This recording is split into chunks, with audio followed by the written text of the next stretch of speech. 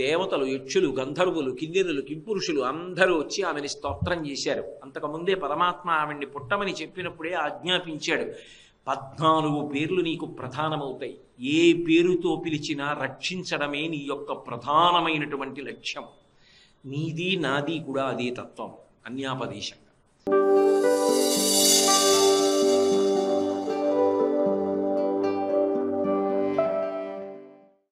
నేను ఈ మధ్య కాలంలోనే ఒక పుస్తకం చదివాను. ఆ పుస్తకంలో ఒక అద్భుతమైన విషయం రాశారు. నేను ఆ పుస్తకం చదవగానే చదువుకుంటున్న వాడిని మూసేసి చదువుకుంటున్న బల్ల మీద పెట్టేసి గబగబా వంటింట్లో ఉన్న మా ఆవిడ దగ్గరికి వెళ్ళి చెప్పాను, నేను ఎంత అద్భుతమైన విషయం చదివానో. శాస్త్రవేత్తలు విదేశాల్లో ఒక ప్రయోగం చేశారట, ఇది వినని చెప్పి చదివి వినిపించారు. ఒక చోట కొన్ని ప్రాణులను తీసుకెళ్ళి, మొట్టమొదట పురుష ప్రాణులు, మగ ప్రాణులను అన్నింటినీ తీసుకెళ్ళి ఒక అగ్ని వలయం, అగ్నిహోత్రంతో చిన్న గోడ లాంటిది కట్టి దాని మధ్యలో ఉంచారు. అంటే వాటికి వేడి తగలకుండా ఉండేటట్టుగా పెట్టి, ఒకవైపు అన్నం, ఒకవైపు నీళ్లు, ఒకవైపు దాని భార్య, ఒకవైపు దాని బిడ్డలు ఉంచారు. ఈ పురుష ప్రాణి ఏం చేసిందంటే కొంతసేపు అలా కూర్చుంది. మరి బయట అగ్నిగోడ ఉందిగా, పొట్టిగా ఉంది, మంట వెలుగుతూ. ఇక తెగించేసింది. ఎంతసేపు ఇక్కడ కూర్చుంటాం, ఇంకా ప్రాణం పోయేటట్టుందని దూకేసి మొదట ఎక్కడికి వెళ్ళిందంటే నీళ్ళ దగ్గరికి వెళ్ళింది. నీళ్లు తాగేశాక లోపల పడేశారు. కాసేపు ఆగి దూకడం వచ్చిందిగా, ఆహారం దగ్గరికి పోయింది, మళ్ళీ లోపల పడేశారు. కడుపు నిండుగా ఉందిగా, భార్య దగ్గరికి పోయింది, మళ్ళీ లోపల పడేశారు. అప్పుడు పిల్లల దగ్గరికి వెళ్ళి స్త్రీ ప్రాణులను తీసుకొచ్చి లోపల పడేశారు.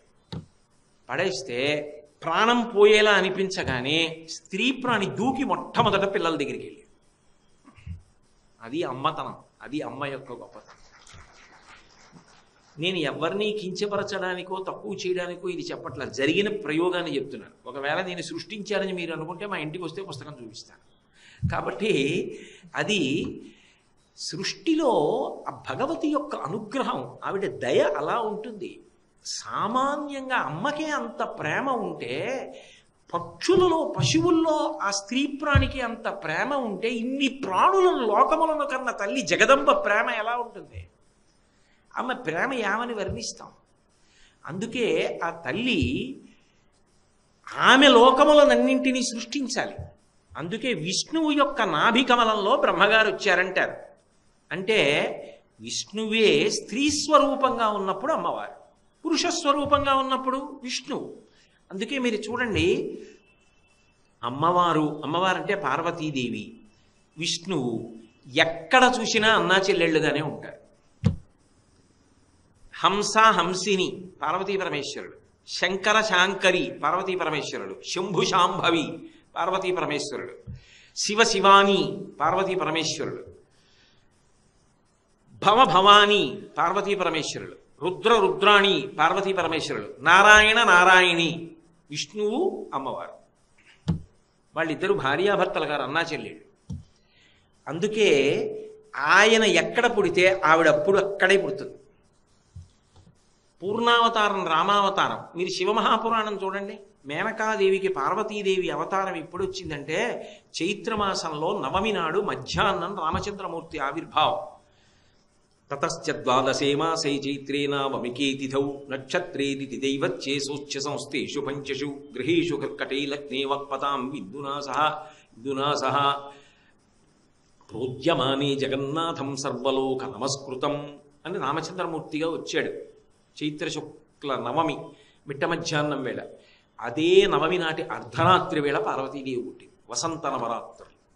అందుకే అమ్మవారి పరంగా కూడా చేస్తారు. ఆమె రాముడు మధ్యాహ్నం వస్తే ఆమె అర్ధరాత్రి వచ్చింది.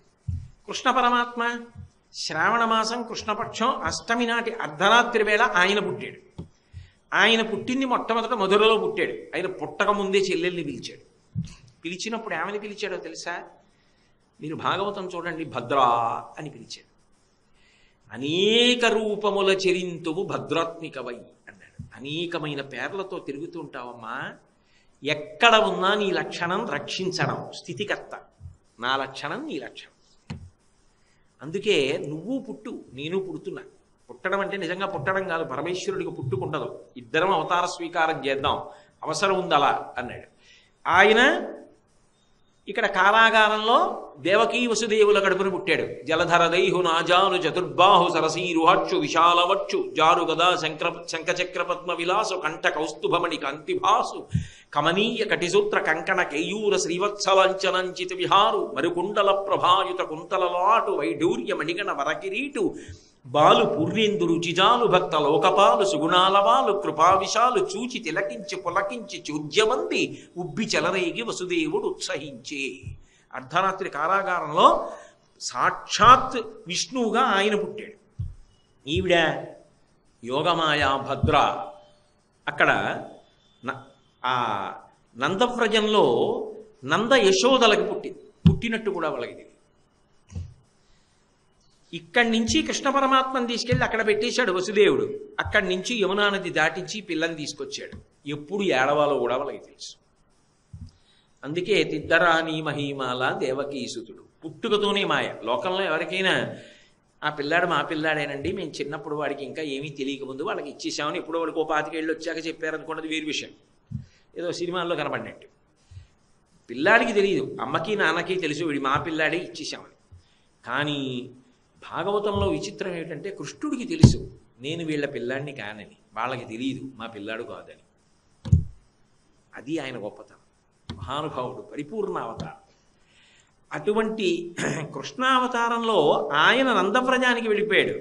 ఆవిడ్ని మధురా నగరానికి తీసుకొచ్చారు. ఇప్పుడు కంసుడు వచ్చాడు. ఆ ఏడుపు వినపడగానే ఆడపిల్ల అయితేనే మగ పిల్లాడైతేనే అష్టమగర్భం, నన్ను చంపేస్తారు, అందుకు చంపేస్తానన్నాడు. ఆ చంపడం కూడా కర్కశత్వం. ఆ దేవకీదేవి ఒళ్ళో గట్టిగా దాచేసుకుని పాపం గుండెలకి హత్తేసుకుంది. అన్నయ్య అన్నయ్య అన్నయ్య అని 10 మాటలు అంటే చెల్లెలి ముఖం చూసి ప్రేమ చూపిస్తాడేమోనని అన్న శమింపుమన్న తగదల్లుడు కాడిది మెనకోడలవు మన్నన చేయుమన్న విను మానిని చంపుట రాచపాడి కాదన్న సుకీర్తివై మన కదన్న మహాత్ములు పోవు త్రోవ పోవన్న భవత్ సహోదరి కదన్న నిను శరణంబు వేడదన్. అన్నయ్య అన్నయ్య అన్నయ్య అన్న మాటకి పట్టాభిషేకం చేశారు పోతన గారు. ఆ అన్నయ్య అన్న పిలుపు అంత మధురం. ఇంత అన్నయ్య అన్న వాడు ఆ 2 కాళ్ళు పట్టుకు లాగేసి గిర్ర గిర్ర తిప్పి అక్కడే ఉన్న బండకేసి కొట్టాడు. అంతకుముందు పిల్లల్ని అలా చంపాడు వాడు. బండకేసి కొడితే ఆ పిల్ల బండకి తగలడం మానేసి గిర్ర తిరిగి ఆకాశంలోకి వెళ్ళి నిలబడగానే 8 భుజములతో ప్రకాశించింది. 18 భుజాదేవి సహస్ర కరమండితాని, ఆమె 8 బాహువులతో నిలబడింది. శంఖము, చక్రము, గద, పద్మము, ఖడ్గము, శూలము ఇటువంటివి పట్టుకుని ఆమె ఆకాశంలో నిలబడితే దేవతలు, యక్షులు, గంధర్వులు, కిన్నెరులు, కింపురుషులు అందరూ వచ్చి ఆమెని స్తోత్రం చేశారు. అంతకుముందే పరమాత్మ ఆవిడ్ని పుట్టమని చెప్పినప్పుడే ఆజ్ఞాపించాడు. 14 పేర్లు నీకు ప్రధానమవుతాయి. ఏ పేరుతో పిలిచినా రక్షించడమే నీ యొక్క ప్రధానమైనటువంటి లక్ష్యం. నీది నాది కూడా అదే తత్వం అన్యాపదేశంగా. అందుకే భద్ర, దుర్గ, కాళి, చిండిక, అలాగే వైష్ణవి, మాధవి, శారద, అంబిక, నారాయణి, మాయ, ఈశాన, విజయ, 3 4 12, కన్య, కుముద 14. ఈ 14 పేర్లతో ప్రధానంగా నువ్వు లోకంలో పిలవబడి పూజింపబడుతుంటావు. ఈ పిల్లని రాతికేసి కొడితే పైకి లేచి చెప్పింది, తెంపరి వైబొరింబొరిని దేవకి బిడ్డల చిన్న కుర్రలం చంపితివి, ఇంకనైన ఉపశాంతి వహింపక రాళ్ళ మీద నన్నొంపితివి శిరో ఇది బీరమే. నిన్ను చంపెడివాడొకడు నా సరసంజనించి నిన్ను చంపెడివాడొకండు వేరొక దిశ సంస్కృతి పొందడివాడు దుర్మతి అంది. గురే, నన్ను చంపితే వచ్చిందిరా, ఇంతకుముందు పిల్లల్ని చంపావు, నన్ను నువ్వు చంపలేవు. నిన్ను చంపేవాడు పుట్టను పుట్టాడు, ఇంకో చోట పెరుగుతూను ఉన్నాడండి. ఇద్దరూ ఒక్కరోజే పుట్టారు. రాముడు, పార్వతి ఒక్కరోజే పుట్టారు.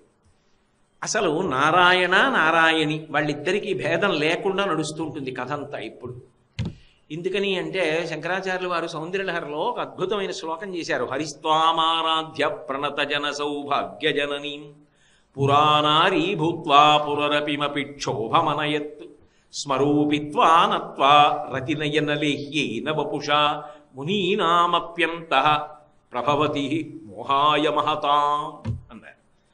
అమ్మా, విష్ణువు నిన్ను ఉపాసన చేశాడు ఒకప్పుడు, గొప్ప ఉపాసన చేసి నీ అందాన్నంతటినీ ఆయన పుచ్చుకున్నాడంటే తాను ఆమె అయిపోయాడు.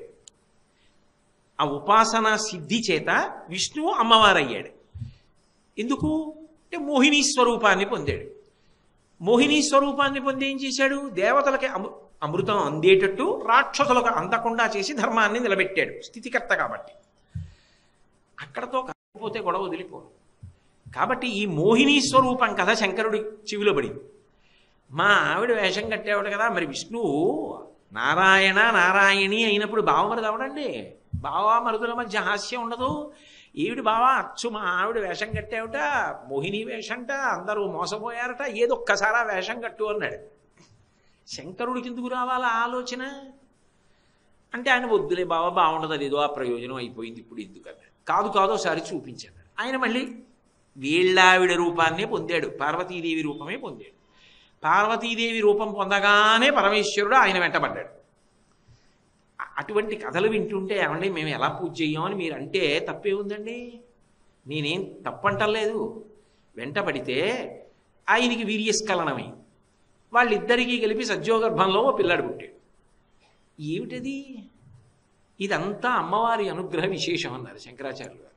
అనుగ్రహం, భర్త పరువు బజార్లో పడిపోలా, విష్ణువుకి సౌందర్యం అంతా ఇచ్చింది, ఆయన మోహిని అయ్యాడు అంటే ఆయన రూపం ఆవిడ రూపం ఆయనకి వెళ్ళింది, అది చూసి శంకరుడేమో ఆయన వెంటపడ్డాడు. ఏమైనా బాగుందా కథ వినడానికి? కాదు. అందులో రహస్యం ఏమిటో తెలుసా? విష్ణువు అమ్మవారి రూపాన్ని పొంది ఒక పెద్ద ప్రయోజనాన్ని సాధించాడు.